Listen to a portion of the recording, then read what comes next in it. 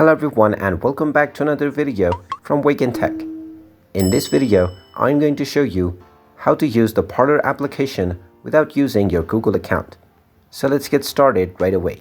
First of all, just go ahead and open up the Parlor application on your smartphone, and then you will see the sign in as well as the sign up screen.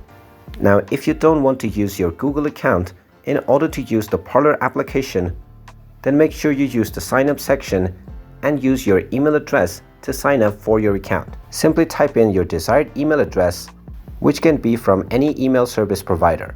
Then type in your desired password and then type it in once again to confirm it. Then tap on the checkbox and then tap on the sign up button, and your account will be created and you will be able to create your profile.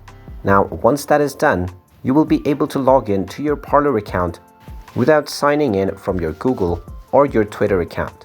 And there you have it. That is how easy it is to get on the Parlor application without your Google account. If you find this video helpful, make sure you hit that like button and subscribe to our channel if you haven't done so already. Also ring that notification bell to never miss another update from us. Thank you for watching, and I will see you again in the next video.